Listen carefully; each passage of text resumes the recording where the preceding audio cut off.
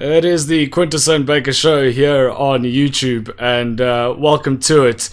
My name is Quintus, and my friend over here is Baker, and welcome to our YouTube show. Today, I want Christopher to say exactly what I'm going to be achieving by the end of this show, and I'll tell you what he's achieved by the end of it. Christopher, what's up? Quintus has confessed that he's our resident gambling addict, having bought a Powerball ticket, so hoping he does not lose all his money in the process. I'm wearing my lucky jersey, and Christopher has stolen the jersey that he is wearing. So anyways, this is the Quintus and Baker Show. So it's where we talk to the up-and-coming creatives in South Africa. Christopher, tell us who we have on the show today. Today we have, as a huge honor on the show, Blyde Smit with us. Hello, Blyde. Hi, and thank you for having me. Yeah, it's an absolute pleasure. Welcome to the show.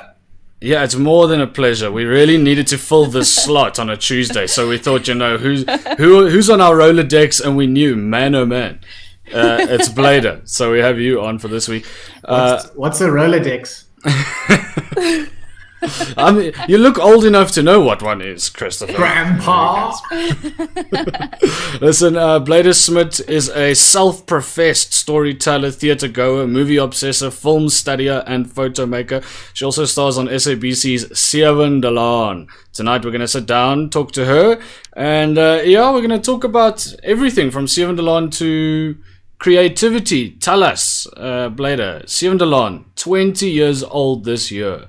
Yes. You play Gabby on Laan. Tell us more about this character. And I've been watching a little bit. I see it's one of those deals where you are the kelnerin in Oppie Coffee.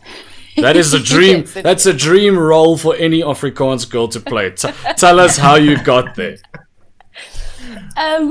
Okay, so let's start by saying, I think how this all happened was I watched the show as a kid, and I grew up with it. It was really amazing. I think a lot of people in the country grew up with it, especially a lot of English-speaking people, which I'm quite surprised to know. Yes, I know a lot of teachers said this is a show to watch if you wanna like practice your Afrikaans, which is quite strange. So what was a funny story, and I don't think I've ever told a lot of people about this, is I studied drama. So I went to study, and everyone asked me, like all the family members were like, oh, are you going to play in Laan? Is that like what you're going to do? And I was like, no, never. And then I got in my final year, and I went for an audition. And I got a very small role. It was like 3 years ago. It was like a 3-episode kind of character. She didn't even have a name. And then 2 years later, the casting director emailed me, and she was like, listen, we've got this internship happening. I think it would be really cool if you submit your CV and like do an audition. Please come. We really want you back on the show. And lo and behold, I got the part. It was quite stressful. On the day, it was me and another girl who went for the audition, and I thought I blew it. By the end of the day, I walked away and I was like, I did not get this. This is not for me. And 2 weeks later, I got the part. So I was so excited. It's been 15 months now, and I'm no longer an intern, which is amazing. I'm officially part of the. Thank you. I'm officially part of the permanent cast. And I think what's the cool part about the time that I've been there, I've seen so many of the characters come and go that I actually saw as a kid, which was just great. Amazing. So a lot of old characters came back in the time that I've been working there, and I got to meet them, and that was quite exciting. Listen, Blyde, a quick personal story about Laan. When I was a young boy and I was like, I want to be on movies as well, I actually attended a drama class with who was Shireen Swart, now that we're talking about old Laan characters, and she was Katunka in Laan. And I think we all went to we were somewhere in a school or something, and she was trying to get people, cameos on Laan and that kind of stuff. But talk to us about your inspirations. Like you said, you see a lot of these people who are your inspirations. Is it one of those things where you're like, now I've met my heroes, I think I'm making it in the industry? Talk to us about those inspirations when you were younger. Who was the most inspirational to you that you were like, I'm aiming for this? I'd say so. I think I had a lot of American influence growing up, I mean, I watched a lot of English TV, but it was only when I started started studying drama that I actually really thought about who do I look up to in the Afrikaans industry. And she was also a soap actress for a short while. She did not work for Seven Laan, but through Landa Mare. She's just such a phenomenal woman. I love the way she carries herself. I love the way that she plays so many different characters and all the stuff that she does. And then going back to Seven, bringing it back there, I'd say it's been such an honor working with people like Francois Lensley, who plays Marco. He's just a phenomenal actor, and he started directing as well. And I think what's the cool part about him directing is he is first and foremost an actor, so he really knows how to speak to the actors working on set. And he's given me so many tips, so I've really, really enjoyed that. So I'd say those are my like two people that for the past 5 years have become mentors in my life, I think. Very cool. Hey, Christopher. I'm curious. So you've been around 15 months in the show. So I know you had a few milestones in the show. One of them obviously being your first episode, introducing your character. And then you got introduced into this love story, and you had to do an on-stage kiss, like on-screen kiss for the first time. Yes. That was your first time doing an on-screen kiss as well, I believe? Yes. How was that? So this is the crazy story. So it was basically like 2 months in. I was still like very fresh. I was still figuring it out. And then because we fell behind in scheduling or something, and then the kiss got bumped up. So the kiss was the first thing that this other character, so his name in the show is Chatas, and his name in real life. So I met him on this day. I'm like, hi, I'm Blyde. I play Gabby. And they're like, oh, you're going to kiss today. I'm like, excuse me? What? Nice. So that was our introduction. That was the first thing we ever did, is we had to kiss. And you have to have like a conversation. No one tells you this, but you have to have like a conversation with that person beforehand and be like, listen, do we kiss in the rehearsal take? Are we cool with that? Like, no, let's not do it. Let's do it in the take. And then it's also like, there's it's not a spoken rule, but it's, you don't give tongue. Never, ever. Like, it's not a thing. So luckily I knew that, because I think if I went in, that would have been a mess. Yeah. I was thinking you should be asking them, have you brushed your teeth today? Then maybe we can kiss in rehearsal. That's really real though. So a lot of other actors have told me about their experiences where they're like, had to kind of slip it into the other person, be like, hey, let's both take some gum. What do you think about that? Like, while you're talking there, I'm just going to drop some stills from a recent episode of Seven Laan. It looks like you have managed to get. Is this the new boyfriend that's in the most recent episodes? Because there's the subtitle here is like, what are you trying to say? It looks like you guys are having a tough conversation on Seven Laan. Yes. But I hear that in the upcoming episodes, there's some good.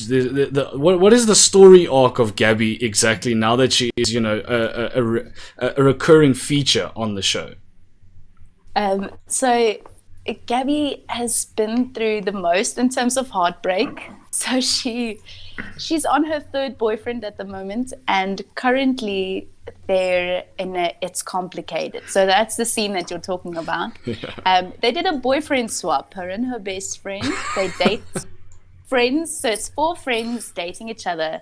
But it's okay, so that sounds really wrong. So it's I'm dating someone in the show, and the best friend is also dating someone in the show, and they decide to boyfriend swap because they feel that they're tired of their own boyfriends, so they want to like appreciate them more. Mm-hmm. And the swap doesn't go so well for Gabby and Romeo, which is the guy she's dating at the moment. So in tonight's episode, we'll actually see what happens, whether they decide to stay together or not. So I can't give that away. Just actually just happened. It did happen tonight, so I can't talk about it. Yeah, there we go. They break up. Oh, damn it. Spoiler alert, but not really. It just happened. I know. It just happened. I was still going to watch the show later. So. Oh, no. Spoiler. Oh, man, I'm so sorry. It's okay. No, but yeah, so I mean, these photos look really great. And I mean, now you were in the cast photo for the 20 years, which had to be, really a real, I mean, what a triumph at the end of the day for someone who wants to get into the industry, when it comes to the 20 years, though, I mean, it's such a staple in South African people's viewing now. I mean, do you see that it's going to go another 20 years, or what's the deal? I think it will. So there's a lot of speculation, and I think the hope is truly there. So SABC as a whole has really cool productions, and Skeem Saam, I think, has the most viewers. But Seven Laan is the only Afrikaans show with that many viewers. And we're very proud of that fact. And I think if I look at how many people are still watching, I think people will continue to watch. Now it's a thing of, I've been watching it for so long, I can't stop watching it now.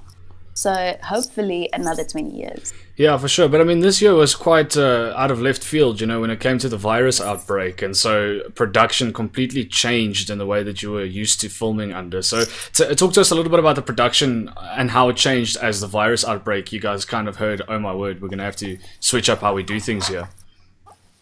So it was actually a very scary moment, I think, for everyone in the cast and in the production. We really thought that if we had not gone into level 4 and they did not say, go ahead, you can shoot, we might have actually had to cancel the show. Jeez. So what happens is we shoot 2 months ahead, and we were scheduled to have a production break in this time that we were in lockdown, which was actually amazing. It was a blessing in disguise that it happened like that, because we didn't lose then a whole month and a half. We lost a month. And that was fine. We could afford to lose a month because we had footage up until the end of May. Yeah. But then we had to go back because you need time to edit and subtitle and do color and all of that, and get it to broadcasting and have them approve it first. So we were so thankful that we got back. But when we got back, things are definitely different. So you're only allowed 35 to 50 people on set per day. And in a scene, only 4 people sitting at one spot. If another character comes in, that character has to leave after a few lines. So it affected a lot of the big scenes that were already written. And a lot of the romance scenes were completely cut. So you're not allowed to touch anyone on set anymore. Oh, jeez. So let me take you through the procedure. So you get to work, they test you outside, they test your temperature, and they ask you a lot of questions like, have you been in contact with anyone? Like, what kind of transport do you use? And then once your temperature is taken down, they actually have a list of like all of your temperatures. So they look out after everyone and like, okay, cool. This is a little sketchy. Like, your temperature's changed a lot lately. Yeah. And then when you get in, so you obviously have to have a mask. And for most of the actors, they give us screens that you put over so it doesn't smudge your makeup. And then how it works is you get to set, everything you use is sanitized. So if I and another actor share a prop on set, they have to sanitize our hands and the prop. And if they give me new earrings for the next scene, they sanitize that as well. So it's been we've actually had a few scenes where you accidentally, because you don't think of it, you touched someone's shoulder in the scene, or you like couples who have to establish the relationship, they walk out hand in hand and then they cut and they're like, you can't do that. So it's been very frowned upon, and they've been very strict about it. And I actually asked them, why didn't they do lockdown for Seven Laan? Why didn't they actually have it in the show? Yeah, for sure. And the thing is, it's quite tricky to do that, because if they put the show in lockdown, we shoot 2 months ahead, so you don't know when it'll be lifted. And if you lift it too early, people will think it's actually lifted. So it's too tricky to do that. So COVID-19 actually doesn't exist in the show. Yeah, it's crazy that you would bring that up, because I heard of a statistic like years ago that some people in South Africa watch Seven Laan and they're almost so engaged in the TV show that they start to believe that Seven Laan is some sort of like documentary. Is this true? No, very true. Is this true? Yes, it is. I've experienced this firsthand, where my character comes in the show and people initially think she's racist. And I remember sitting in Melville somewhere, and this one person walked up to me and was like, why are you racist? And I was like, whoa. I'm not racist. Whoa. I'm not. Hey, Gabby, hey, Gabby. Literally. And I remember my first trip, I went down to the Cape area. Someone stopped me and asked me to send love to Chattas, who is Gabby's first romance on the show. Yeah. And I was like, I will do that. I will send him some love. So it's really true. People get confused. Hectic. Wow. Cool. Well, I mean, that's must be interesting experience, like the lines of real life and your acting career being blurred like that. But you're not, as we said in our interview, you in the introduction, you're not just an actress. You're so many things, and one of the things that you're doing at the moment is you're studying your master's degree in filmmaking. Yes, I am. With the view of becoming a director one day. Yes. So actually it's a bit of both. So it's directing and screenwriting. My main focus now of my master's is studying film, and I haven't decided if I'm doing my doctorate yet, but if I do, I get the chance to make a film and to write a film. So I'm really considering it. But basically the thesis, so let me give you a little overview of what it's about. Yeah, it sounds like some sort of mountain to climb. You're like, oh, should we warm up? Just do some stretches there before we get into it. Kind of. Yeah, well, I mean, doing it during this time as well must be quite a challenge. I mean, now that everything is, you've had to now kind of press pause or do it online. What does it look like? So it's actually quite cool, as this has really helped me with my master's. Okay. My master's, I don't have any classes. I just have a supervisor and I have to send my chapters through to him. So I'm submitting a thesis. And because I'm studying 2 films, so I'm analyzing 2 films, it's basically sitting at home watching the movies over and over and over and over again. And now that I didn't have to go to work for this month and a half, I actually had a lot of time to make some leeway on my master's, which is actually great. So I'm thankful for that, yeah. Sounds a lot like my lockdown, just without writing anything about it. Without getting watching Community over and over and over again. You just don't get a qualification by the end of it. You might feel like you're going to get a PhD. I'm definitely an expert now. I can tell you the whole the whole arc timelines, all the timelines, everything. Yeah. But you know what? Let's put the conversation on pause. I actually want to get to the short film that we are going to play, your latest short film, and I think that might tie in well with the conversation when it comes to like you working on movies and you also on set, but you're also making short clips for digital media. I mean, you've got too much going on, in my opinion. But you know what? I'm going to quickly drop the call with you guys, and then I'm going to air not the conversation, but the film, the short film, and then we're going to come back and have a conversation about this incredible short film. It's so topical. It's about the lockdown. So check this out. All right.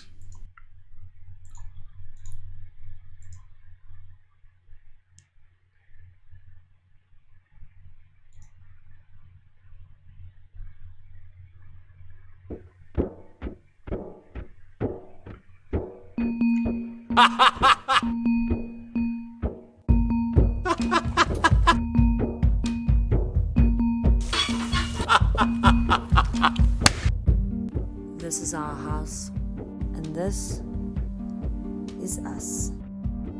Agnes cooks when she's having a bad day. She's been having a lot of bad days. She has a dog, Seth Rogen. We think he's French. Bull. Seth calls him Paul. He doesn't like wearing shoes. Amy doesn't speak much, unless she's shaming someone. Hey, it's lockdown!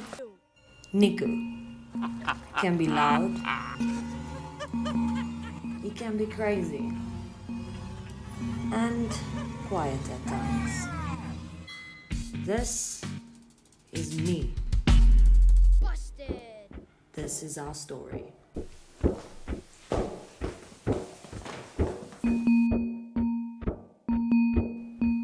We've had to let go of a few things.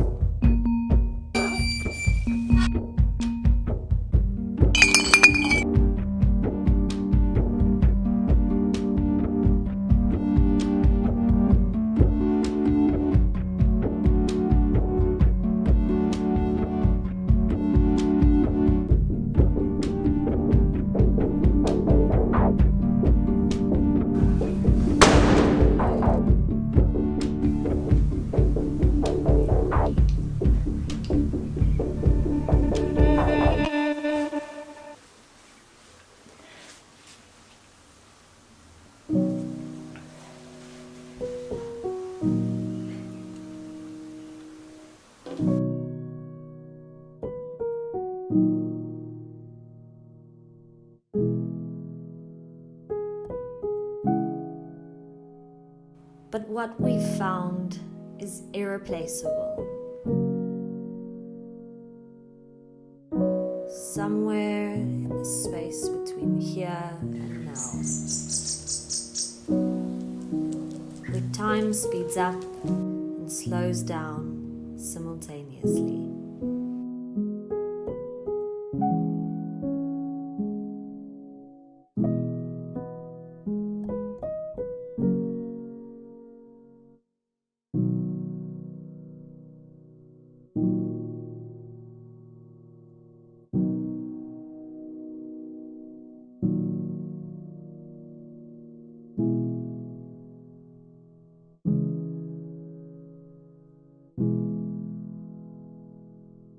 Somewhere between who we are and who we want to be.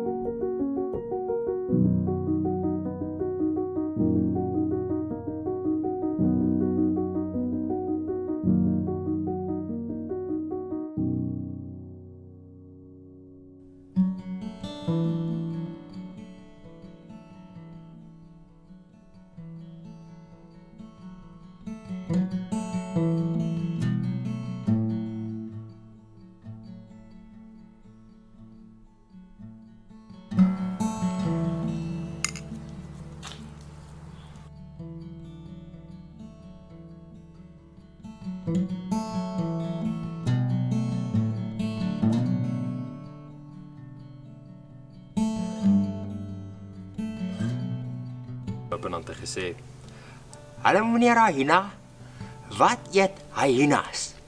En sê, "Ons eet oorskiet diere." Sê, "Okay, dankie." En dan gaan die oonewag sê, "Okay, dankie." Dan gaan die platback paartjie dan draf aan.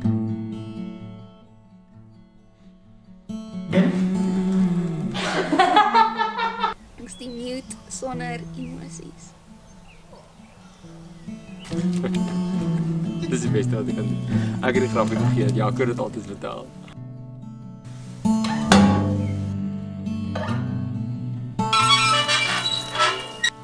Lekker.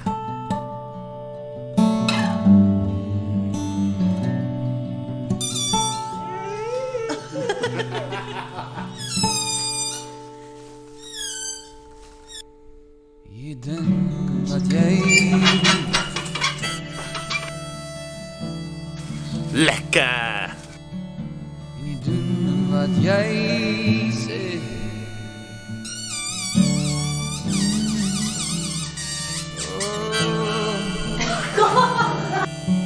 Is jy hier?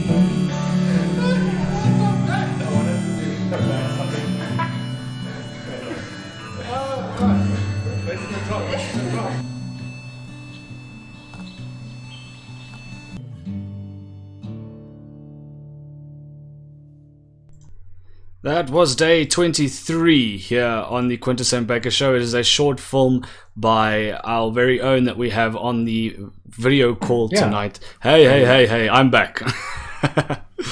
Hello. So we just played day 23, and I am wondering if we can get a sequel called day 50, day 53. Because What day are we on now? I think we're on day 53.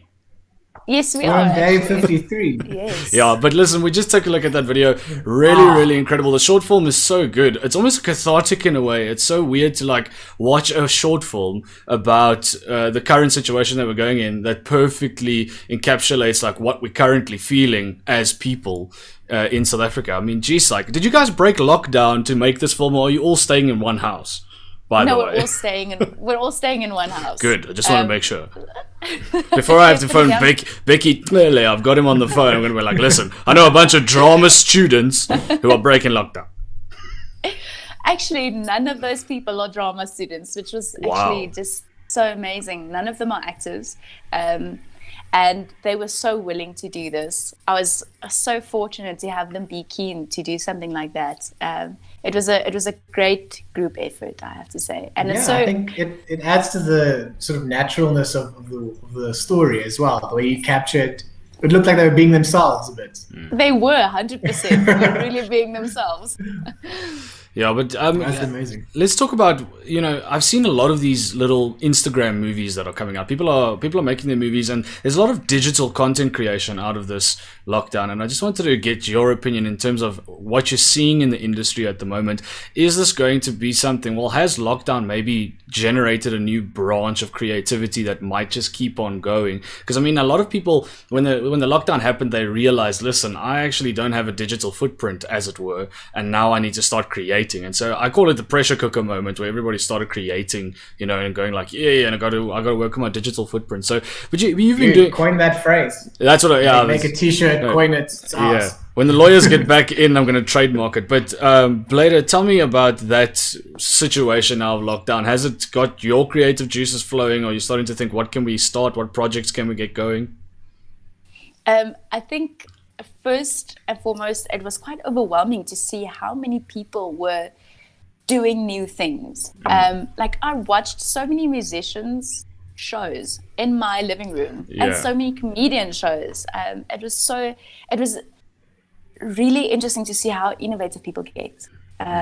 Artists and people doing so many different things. I even saw photographers, I don't know if you saw this, but photographers shooting people via the internet.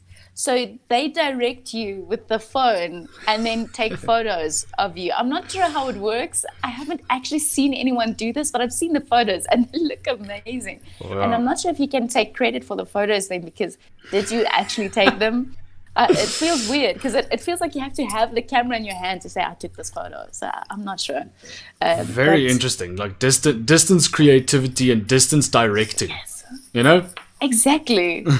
I've never thought, I wouldn't even have thought something like that is possible. So it's quite cool to see that. But for me personally, I felt a lot of pressure to create new things. Like, I felt, now I've got this time, so now I have to finish the book I've been wanting to write. I have to finish a whole movie. I have to finish my master's. And I actually, for the first time, just decided to relax and be creative, in the sense that I get to read a lot of creative things. So I've been reading stuff. One thing that really inspired me for the short film was Man's Search for Meaning. I don't know if you guys know of that book. I actually have it here. It's Viktor Frankl. Oh, very cool. And it's so perfect for this time that we're in at this moment. And that's what inspired a lot of what the short film was about. And I've been playing music. I haven't been writing any music, but I've been indulging in creative things just to fill the bucket, but I have not actually had the opportunity or the guts or the enough energy to do more creative things other than the short film that I did. Sure. It's awesome to hear that you took the pressure off yourself like that. I think that's a great lesson for any creative out there who's feeling the pressure of the world and social media telling you that if you don't come out of this lockdown with a feature film or a new album or a hit interview show on the internet, then you're nothing. Right. Exactly. So, I think we can all just take a bit of pressure off ourselves like that. I would like to see a sequel. I would really be interested to see it, like a day 60. I imagine it would probably be more some kind of dystopian universe where Niku has taken over the household and made everyone into some kind of slave, or there's been like a mini political coup. I don't know. You can run with it. I'm just giving ideas. That's actually brilliant. I think you guys have really inspired me. I think I'm going to make a sequel. Perfect. Yes. There we go. There you go. All right. But I think Christopher has to do the whole screenplay, and we'll see how it pans out. I want to see what fresh hell he has crawling around there. Oh my gosh. I have so many ideas all of a sudden. No, please write the screenplay and send it to me. I want to read it. Let's do it. Suddenly it's going to be called The Last Man on Earth Season 1, Episode 1. It's going to be a pirated thing. Well, we do have the Quintus and Baker Show challenge. So I guess this could be it. We'll try write a screenplay and send it to you, and then if it's all right, maybe if it's inspiring anything, it'll go somewhere. We'll see. Yeah. I'm gonna take you up on that. Okay, deal. We're just gonna put a whole bunch of words on the page, and then you have to make a screenplay out of that. That will be the screenplay. This is the way creatives do it. It's just like whatever sticks. Okay. Challenge accepted. Okay. Yeah, 100%. No, but listen, digital content. I mean, now you can go and access Blyde on Sivendalon. You can go watch it on YouTube. Every single episode is uploaded onto YouTube. So when you're done with this show, you can go watch her on Sivendalon. Then you can head over to her Instagram. Tell us where we can find you on social media and find. People can go rewatch this Day 23 short film if they wanted to. So my Instagram handle is Blyde Smit. It's not Smith. I know a lot of people get confused, so it's just Smith. And the short film is on there, actually. So the whole short film is on there. They're welcome to have a peek at it there. Yeah. Now, I know you can't give too much away of what's in the pipeline or in the future or anything like that, but I mean, where do you want to land up in this industry? Are you gung-ho about the South African industry? Are you sticking around and you're going to make a success out of your career here in South Africa? Where do you see yourself in the next couple of years? Definitely in South Africa. I'm really excited for what's happening and for the kind of movies and content that we've been producing. I think where I see myself is I would love to, in some way or form, contribute to this industry.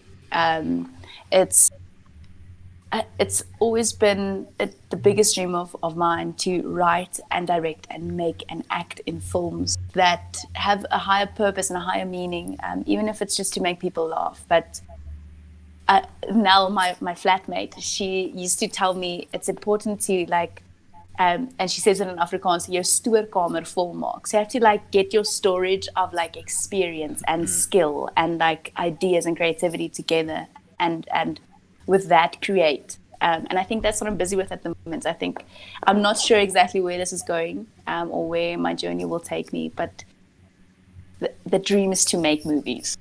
And that's so vague, but it's that's what it is at the moment. Mm-hmm. Goodness, is that it?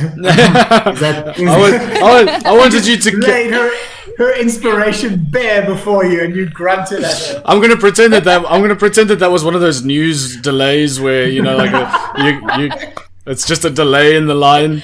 No, oh my gosh. No. I was astounded by the passion that you have. But that's exactly you. I mean, you can see it on your Instagram. I mean, you even for some reason you're the most creative person, and you're already doing ukulele song covers even on Instagram. So people watching, go and watch Blyde Smit. She's on Instagram, and I mean, you can watch her on Sivendalon, watch her on Instagram, and we'll see where we'll be keeping an eye on you. We'll be asking that you come back on this show when you are 10 levels from where you are right now. But I mean, already being on Sivendalon is a South African triumph in my mind. I mean, that is what we like to call on the Quintus and Baker show quintessentially South African. So you've got that triumph, you've got that notch on your belt. So good work. But Blyde, thanks for joining us on the show tonight. It's been an absolute pleasure having you around.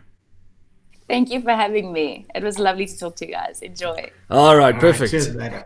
Cheerio. Cheers. Goodbye. All right, now if you are watching us, you can go and subscribe on YouTube. Please do, and then ring that bell icon so you can be notified of future uploads. My name is Quintus. That was Christopher Baker, and that was Blyde Smit. And one more here, Jennifer Marumo says, loved the short stories, Smit. There you go. Very